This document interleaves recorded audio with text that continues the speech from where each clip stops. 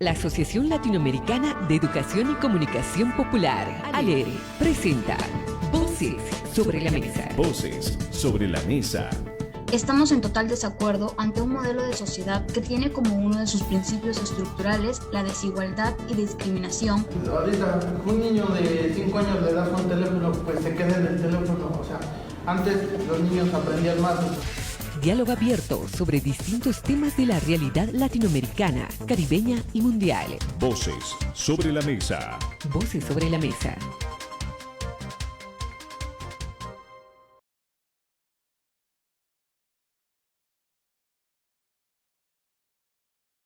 ¿Cómo están, queridos amigos, queridas amigas del continente? Un gusto tenerles acá en Voces sobre la Mesa, este programa donde conversamos a través de la red ALER y todas sus afiliadas en el continente americano, en Centroamérica, parte del norte y por supuesto en el Caribe. ¿Cómo están? Les saluda Adalid Arciénega, el coordinador general de los medios de comunicación de la red ACLU, muy bien acompañado, como siempre.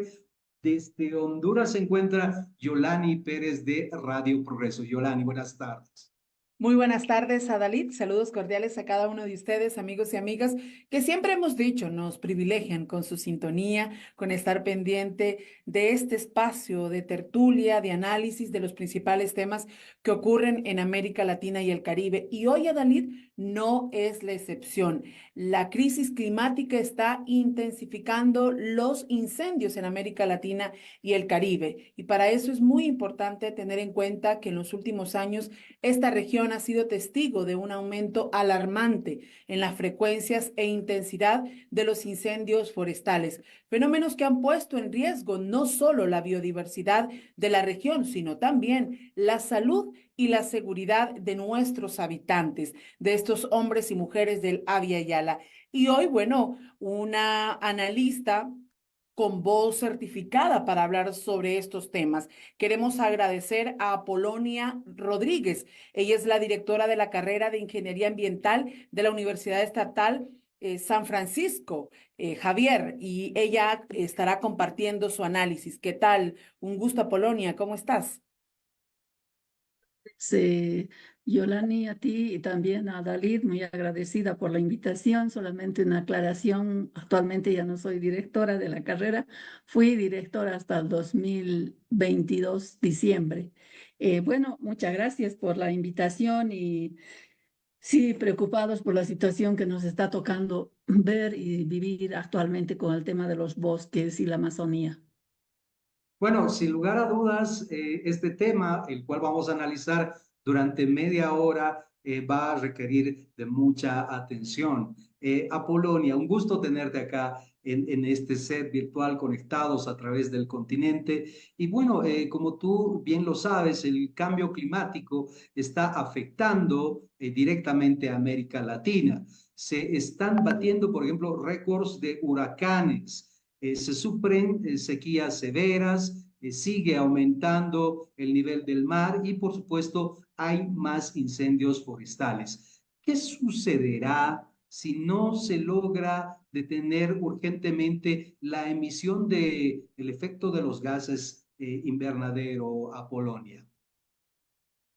Bueno, en realidad lo que está sucediendo ya son los impactos, o sea, ya estamos sintiendo actualmente a nivel global justamente lo que tú indicabas, ¿no?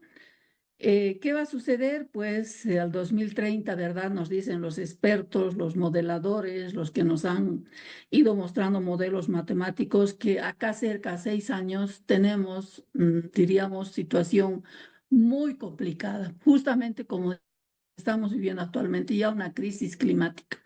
Ya va a sobrepasar la concentración de dióxido de carbono, por ejemplo, que es uno de los gases responsables del efecto invernadero y calentamiento global, que está ya sobrepasando los 380 partes por millón. O sea, estamos hablando de concentración. Y las proyecciones anteriores, hace unos 10 años, 8 años, eran que no debíamos sobrepasar los 340. Ahora estamos por bordeando los 380. Y según las proyecciones se dice que vamos a llegar a los 400. ¿Eso qué significa? que se esperaba que iba a pasar, que iba a suceder, que iba a subir la temperatura promedio del clima en 1.5 grados centígrados. Pero sin embargo, actualmente se está proyectando que vamos a pasar de los 2 grados centígrados. Alguien que nos está oyendo, gracias además a los que nos están siguiendo por Facebook, pues resulta que parece poquito, ¿verdad? O sea, esos grados de los cuales estamos hablando parece que fueran insignificantes, en realidad no lo son. No lo son. ¿Por qué? Porque precisamente con 1.5 grados centígrados se dice justamente que van a haber heladas, o sea, eventos extremos climáticos, lluvias excesivas y torrenciales en corto tiempo o sequías actualmente que estamos viviendo ello. Entonces, y granizadas y otras, con ello hay mucho, obviamente, las consecuencias que nos va a pasar, obviamente, y también va a haber el crecimiento justamente de los océanos, ¿no? O sea, va a subir el nivel, se esperaba que iba a subir a un metro, pero ahora estamos hablando ya de 4 a 5 metros de altura. ¿Eso qué significa? Los países que están viviendo a nivel del mar o por debajo del mar, pues van a tener serios problemas de inundaciones y actualmente ya estamos teniendo. Pero por este otro lado, que es América Latina, pues, ¿qué va a pasar? Justamente van a haber las sequías extremas y con ello, ¿qué significa? Falta de acceso al agua, que es fuente de vida, falta de acceso a los medios de vida, en realidad, que son, por ejemplo, la seguridad alimentaria de los países que vamos a sentir estos efectos. Y a Polonia, sin duda te escuchamos y muchos de estos efectos ya los estamos viviendo. Por ejemplo, en Honduras, el tema de la erosión costera es una realidad. Comunidades enteras que han desaparecido o las temperaturas arriba de los 40 grados. ¿Crees que los distintos actores de la sociedad están conscientes de estos efectos? ¿Hay una preocupación del Estado, de la sociedad civil, de las comunidades en torno al momento que estamos viviendo como humanidad? Lamentablemente yo lo veo, creo que no. O sea, todavía es impresionante, es increíble que hay personas y hasta diría científicos que dicen que no existe el cambio climático y eso es una pena.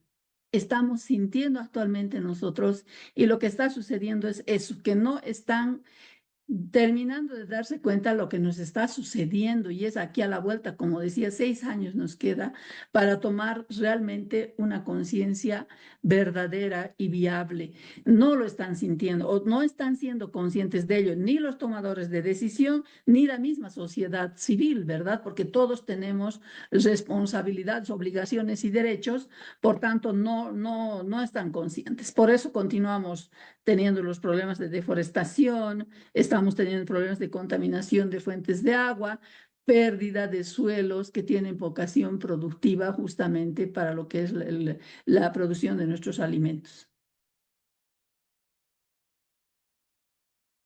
Apolonia, si hacemos un seguimiento a los medios de comunicación en Brasil, en Perú, en Bolivia, por supuesto, y podemos encontrarnos con imágenes desgarradoras.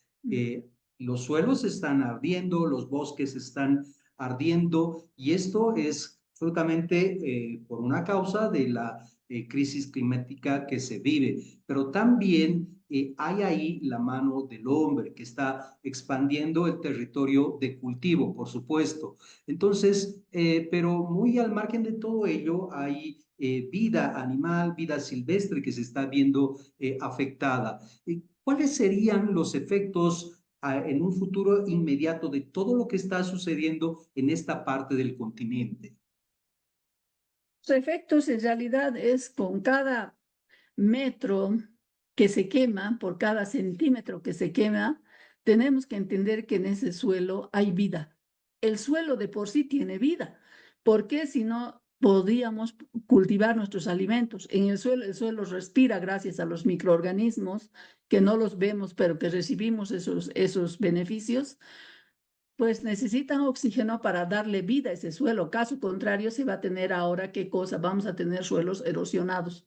Primer impacto, suelos erosionados. ¿Qué es un suelo erosionado? Es un suelo que no tiene vida porque ha sido quemado.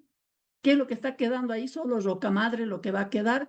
No hay microorganismos, no hay plantas, no hay los organismos vivos, ni los grandes ni los pequeños. Estamos perdiendo enormes cantidades de biodiversidad que ni siquiera seguramente en muchos países como el nuestro no han sido cuantificados realmente cuánto teníamos. O sea, estamos perdiendo. Estamos perdiendo los recursos genéticos que le dicen la Constitución Política del Estado en Bolivia. Dice que los recursos genéticos son de propiedad del Estado y son de prioridad nacional en su protección, pero ahí va la gran pregunta, ¿verdad? ¿Cuál es el rol del Estado que decía Yolani al principio? Entonces, no estamos preservando eso. ¿Cuántas de esas especies, por ejemplo, de plantas, de flora, seguramente tenían, ¿no es cierto?, principios activos para curar enfermedades que no hemos ni siquiera valorado y por tanto estamos perdiendo? Estamos perdiendo, decía, los cuerpos de agua, están siendo contaminados esos cuerpos de agua, de los cuales consumen las comunidades indígenas, los animales, pues ¿cuánto tiempo eso va a tardar en remediarse naturalmente? Porque ¿quién va a poner millones de dólares o de cualquier moneda que sea para poder restaurar esos lugares que están siendo incendiados? Además, estamos contaminando el aire, como bien decíamos, se están emitiendo gases de efecto invernadero, resultado del incendio, de la deforestación de la Amazonía. Por otro lado, estamos perdiendo los medios de vida de las comunidades y pueblos indígenas y con ello hay la migración de ellos, ¿verdad? Porque tienen que buscar otros espacios. ¿Y qué hay de las especies? De la flora y fauna, como decíamos, la fauna que tiene quizás forma de poder trasladarse lo hará, pero muchos, tristemente, realmente es muy doloroso ver esas imágenes que están en las redes sociales, que están en los medios de comunicación. Sinceramente, no puedo entender cómo puede ser tan cruel el hombre de quitarle la vida a un ser vivo. Jamás debería de suceder eso, porque la vida de un humano no se puede interponer ante la vida de un ser, por ejemplo, de un animal. No se puede interponer. Ahí están los derechos de cuarta generación, tercera y cuarta generación, pero ahí vamos, Adalit. Y en el caso de los incendios forestales, de forma concreta, porque sabemos que las expresiones de este cambio climático son estos distintos efectos que ya nos comentaba, pero hay algunos países que están facturando la peor parte, por ejemplo, que sí se encuentran, nos compartían desde la red ACLO la exigencia de que se decretara una emergencia nacional en Bolivia en torno a los incendios forestales. Estas mismas situaciones que otros países de América Latina y el Caribe la están viviendo. Bueno, sí, en Bolivia en realidad yo creo que ya no es momento de pedir emergencia, pero tenemos que levantar la voz todos los bolivianos, yo diría, y no solamente Bolivia, sino también Bolivia pierde su superficie amazónica del 14%, que es dentro del país el que más pierde en cuanto a territorio por los incendios forestales. Brasil continúa con un 10%, Venezuela 8%, Colombia 3%, y ahí vamos un poco más abajo, Colombia y otros países. Lo que tenemos que hacer nosotros, al menos considero donde se presentan con mayor intensidad estos incendios forestales, al menos en Bolivia, es declarar desastre nacional, porque la emergencia ya ha pasado. Hay comunidades, hay municipios que están ardiendo ya desde el mes de junio, julio. Imagínense cuántos meses ya ha pasado y seguimos. Y creo que más bien va incrementando los incendios forestales y los bomberos no se abastecen porque no tienen realmente un soporte técnico. Ellos están yendo a apagar incendios con ramas. Imagínense un fuego de 3 metros, 5 metros, y en otros lugares seguramente pasa de altura de eso. ¿Cómo puede poder apagar ese pobre bombero o ese voluntario con una rama? ¿Cómo puede tolerar el suelo caliente que está ardiendo con sus tenis, con sus abarcas, que son chancletas en Bolivia? Entonces, realmente lo que necesita Bolivia y otros países que estamos con esto es declarar desastre nacional, para que así podamos recibir la ayuda de los países hermanos que tienen mejor tecnología probablemente que nosotros, para que puedan venir a ayudar a apagar los incendios. Pero no solamente es eso, sino creo que aquí tenemos que hablar de la aplicación de la normativa vigente. O sea, ¿quiénes son los responsables? Sabemos que hay la mano del hombre para esto. ¿Qué podemos hacer al respecto? Esa es la gran pregunta. Sin lugar a dudas, los datos, las cifras que tú nos das, a Polonia, nos obligan a seguir profundizando este tipo de temas para el cuidado de esta casa común, esta casa que nos cobija a todos, que no diferencia entre el hombre y el animal, que simplemente le da todo para que pueda tener las condiciones de vida. Y hace algún instante tú mencionabas, por ejemplo, algunos datos muy interesantes en relación al agua. Yo comparto algunos datos también contigo y, por ejemplo, yo tengo entendido que son 150 millones de personas o alrededor de la cuarta parte de la población de América Latina y el Caribe que vive en zonas de agua escasa y más de 400 millones carecen de servicios de saneamiento seguro. Cuando nos referimos a saneamiento seguro, no nos referimos al saneamiento básico, sino nos referimos puntualmente a que son lugares donde la descarga de los lixiviados y los minerales que se utilizan para las industrias, para la minería, son descargadas en aquellos incluso terrenos de agricultura. Y bueno, yo me pongo a pensar y quisiera preguntarte la siguiente reflexión. ¿A dónde vamos a parar con estos datos tan escalofriantes que van surgiendo? Bueno, sin duda alguna, el problema ya lo estamos viviendo, hay escasez de agua, al menos creo que en nuestros países latinoamericanos tenemos ese problema. Algunos tienen más agua que nosotros. Por ejemplo, nosotros trabajamos, bueno, yo tengo experiencia de trabajo con Guatemala, con colegas de la Universidad de San Carlos de Guatemala. Por ejemplo, hemos estado llevando proyectos justamente con enfoque de cambio climático y trabajando, por ejemplo, con sistemas de cosecha de agua. ¿Por qué cosecha de agua? Porque acá cerca de la ciudad capital, Yolani, perdón, no tienen agua. Escuelas que están a 3 horas de la ciudad no tienen agua. Son lugares secos, totalmente áridos, por tanto, ahí ya se está sintiendo. Y no, eso es simple un puntito de ejemplo. Sin embargo, la mayoría de los municipios, yo diría en Bolivia, no tienen acceso al agua potable, sana o segura. Y cada vez más van a escasear las lluvias. ¿Por qué? Precisamente está relacionado a lo que son la deforestación y los incendios forestales. Donde no hay árboles, no hay lluvia, y eso ya sabemos nosotros, nos han enseñado nuestros antepasados, nuestros padres, nuestros abuelos. Por tanto, nosotros necesitamos a los árboles y eso es lo que no entendemos. Si no hay agua, no hay vida. Y pongo un datito simple, me acerco a Sucre. Estoy viniendo, hace 2 semanas hubo un congreso internacional, justamente crisis climática. Y un científico nos mostró en ese evento y decía para Chuquisaca, de donde estamos actualmente, Adalí, tú y yo, ¿qué decía? Hasta el 2030, Chuquisaca, Sucre va a tener 50 mililitros de precipitación anual. ¿Qué es eso? Ni siquiera es una taza de agua, ¿se dan cuenta? 50 al 2030. ¿Y qué va a pasar con la gente, con nosotros, que no vamos a tener agua? Vamos a tener que migrar, vamos a ir a engrosar el grupo de migrantes del clima, o qué vamos a hacer, de dónde vamos a sacar el agua. O sea, realmente es bastante complejo esto, y pues todos sabemos que si no hay agua no hay vida.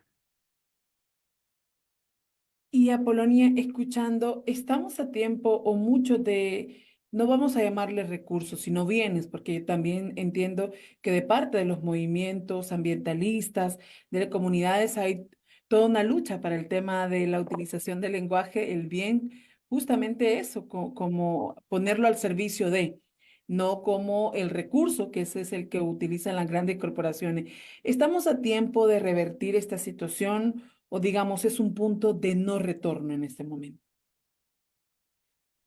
Bueno, siempre es en realidad hacer algo a no hacer nada, ¿verdad?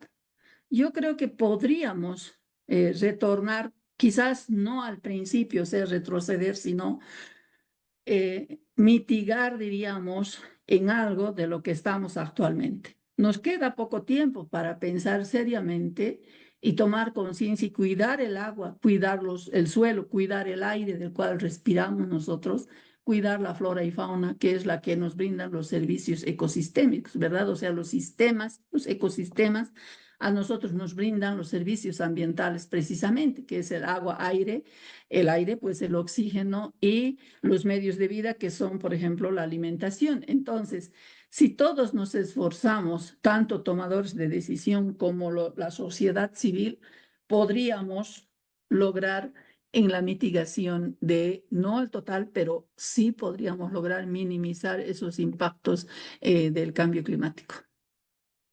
Apolonia, mira, se nos va acabando el tiempo y es increíble cómo avanza y esta tertulia de media hora pues se va agotando. Sin embargo, me gustaría profundizar ahora en el tema de la microresistencia. Cómo las familias, cómo yo como ciudadano puedo hacer una microresistencia a este cambio climático que nos está afectando de manera tan dura y tan crítica. Adaptación, ¿verdad? Tenemos que aprender a adaptarnos desde donde nos encontramos. Si en la familia, pues tenemos que aprender a hacer un uso eficiente del agua, precisamente. Cosas tan simples que podemos hacer, o sea, no mal utilizar el agua que todavía podemos acceder nosotros. Podemos plantar un árbol, podemos aprender a producir probablemente nuestras verduras, por lo menos, en un pequeño espacio, no se necesitan muchos espacios, y podemos evitar botar los residuos sólidos, que son los que contaminan también los cuerpos de agua, el suelo y el aire. Entonces, lo que tenemos que hacer es eso nosotros, o sea, ser conscientes en la familia. Si en la familia no enseñamos los padres a los hijos a los nietos y así, pues no vamos a tener este cambio que esperamos. Entonces, en la familia tenemos que hacer, reducir los envases, por ejemplo. Nos hemos vuelto muy consumistas. Hagamos esas acciones tan simples. Desenchufemos los aparatos electrónicos cuando no estamos utilizando, porque también estos emiten contaminantes. Y pues hagamos estas acciones que con seguridad suman. Yo siempre digo 1 más 1 es 2. 2 es más que 0. Entonces, hagamos algo dentro de nuestra familia, dentro de nuestro grupo de amigos, dentro del grupo de trabajo, y así vamos avanzando. Tenemos que ser replicadores de un cambio de actitud. Yo sé que es difícil lograr el cambio de actitud, pero si empezamos, seguramente de aquí a un tiempo lograremos lo que tanto ansiamos. Y a propósito de ese hacer, de ese cambio de comportamiento, uno de los actores creo que es fundamental para todo este tema de incidencia, somos los medios de comunicación, y aquí somos una red de radios comunitarias, de radios educativas, de radios que están alternativas y populares, proyectos de comunicación. ¿Qué mensaje darías a los medios de comunicación e incluso cómo sientes que estamos cubriendo esta emergencia que se está dando por el tema de los efectos del cambio climático? ¿Es certero esta cobertura, este posicionamiento y acompañamiento a esta temática, o cómo reorientamos nuestras programaciones y nuestras producciones en torno a esta temática, Apolonia? Bueno, en realidad yo soy una convencida de que los medios de comunicación y los comunicadores sociales son un factor clave. Son los actores clave para mí. ¿Por qué?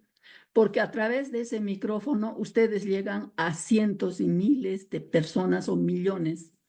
Entonces, comparo rápidamente, si yo hago un taller, voy a poder lograr 50, 100, pongámosle 200 personas, pero es poco, ¿verdad? O sea, el ámbito, a quién quiero llegar. En cambio, a través de los medios de comunicación y ahora las redes sociales, podemos lograr mayor amplitud, podemos lograr a través de ustedes, a través de la voz de ustedes, concientizar a la ciudadanía, a la población, hablar en su idioma. Ahora está de moda las redes sociales. Hablemos a través de esos medios con pequeños mensajes de segundos para que los jóvenes también entiendan. Yo sé que los jóvenes ahora quizás son los que están entrando en conciencia y están preocupados porque saben bien qué futuro les espera. Ni siquiera el futuro es el presente que les está tocando pasar, lamentablemente, que nosotros, los mayores y los que han venido, pues lamentablemente nos estamos equivocando en dejarles problemas gravísimos a los jóvenes. Entonces yo creo que más bien yo les agradezco a ustedes, les felicito realmente. Para mí es una gran alegría saber que hay medios de comunicación como ustedes, como ACLO, como esta red tan importante, juegan un rol determinante para lograr estas metas que son concientizar a la población. Bueno, nos ha acompañado en esta jornada de Voces sobre la Mesa Apolonia Rodríguez González, magíster en Ingeniería Ambiental Minera y doctora en Biotecnología. Apolonia, tus palabras de despedida al momento de cerrar esta emisión de Voces sobre la Mesa. Bueno, reiterar mi agradecimiento a ustedes por la invitación. Me siento muy agradecida por estar acá y pues sigamos trabajando, continuemos hablando con la gente sin cansarnos. Nosotros y ustedes, los medios de comunicación, reitero, juegan un rol determinante y recordemos que la vida de un ser vivo no es más importante que la otra. Todos son importantes porque hacen el equilibrio en la vida. Por tanto, yo pido eso a la gente, que no nos olvidemos en ello. No es que la vida del humano está por encima de los animales, las plantas, no. Al contrario, todos somos iguales y por eso hemos estado acá. Muchísimas gracias, les agradezco mucho por el espacio. Bueno, muchísimas gracias a Polonia y también gracias a Dalit. Siempre es un gusto tener estos espacios de reflexión que nos sirven al interno de cada una de las socias de ALER, como ese compromiso por poner un granito de arena para hacer que este mundo sea totalmente distinto. Nos encontramos, a Dalit, amigos y amigas, la próxima semana en otro espacio de Voces sobre la Mesa. La Asociación Latinoamericana de Educación y Comunicación Popular, ALERE, presentó Voces sobre la Mesa. Voces sobre la Mesa. Estamos en total desacuerdo ante un modelo de sociedad que tiene como uno de sus principios estructurales la desigualdad y discriminación. Ahorita, un niño de 5 años le das un teléfono, pues se queda en el teléfono. O sea, antes los niños aprendían más. Diálogo abierto sobre distintos temas de la realidad latinoamericana, caribeña y mundial. Voces sobre la Mesa. Voces sobre la Mesa.